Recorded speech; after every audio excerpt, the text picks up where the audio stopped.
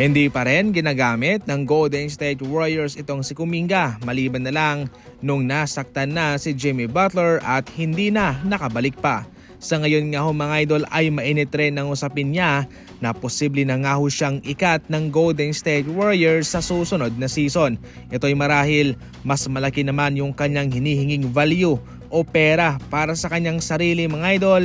Pero hindi pa naman niya napapatunayan ang tunay na importansya niya sa koponan ng Golden State Warriors. Kung gayon man nga ay mainit rin sa ngayon ang pangalan ni Giannis na posibleng ilagay na lamang ng Milwaukee Bucks sa trade market kung sakaling ito'y magre-request.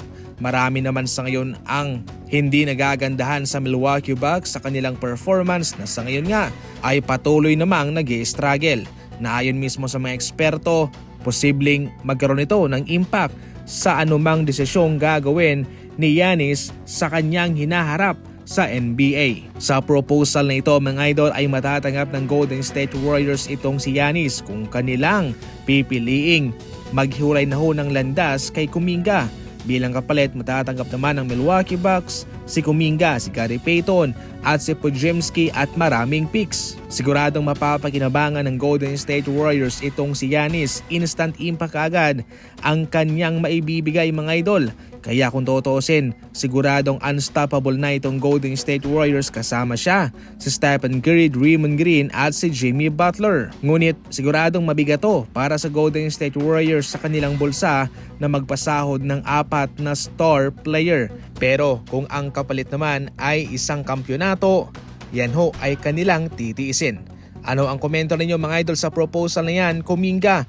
Para kay Giannis, i-comment lang sa comment section. Marami naman ang humanga kay Luka dahil kahit na siya'y mayroong dinaramdam na pananakit sa kanyang tiyan mga idol at panay suka pa, ginawa niya pa rin ang kanyang trabaho at naglaro sa kanilang laban kontra Minnesota. Kitang-kita naman dito mga idol na hindi nga ho talaga maganda ang sitwasyon ng kanyang tiyan. Ngunit gayon pa man umabot pa siya ng 40 minutes na playing time. Kahit na mayroon siyang 17 points lamang sa labang yon, malaki naman ang kanyang impact sa playmaking sa Lakers. Ito ang mga laban ngayon sa NBA mga idol: Miami Heat, Cavaliers, Grizzlies, Thunder, Clippers, Nuggets, Warriors at Rockets. Alam mo na kung ano ang gagawin, pipili ka lang dyan. Kung panalo yung pinili mo, aba syempre panalo ka, jackpot ka. Ang link para makatalpak ay nasa comment section lang. Gamitin po ang ating promo code, huwag niyong kalimutan. Sa ibang balita, maganda ang pagkapanalo ni Evan Mobley para sa kanyang sarili dahil siya ay Defensive Player of the Year na.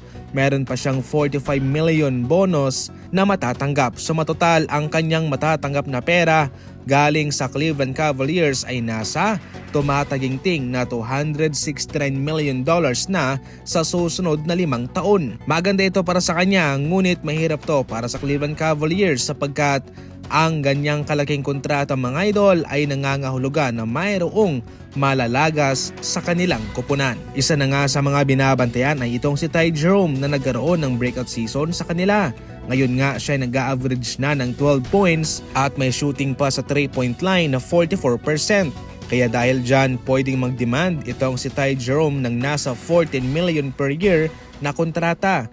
Considering na itong si Dean Wade ay under contract pa sa Cavaliers. Isa itong mahirap na desisyon para sa kanila mga idol. Napakawala na lamang itong si Ty Jerome dahil ang kanyang ide-demand na kontrata ay hindi nila maibibigay dahil sa cap space.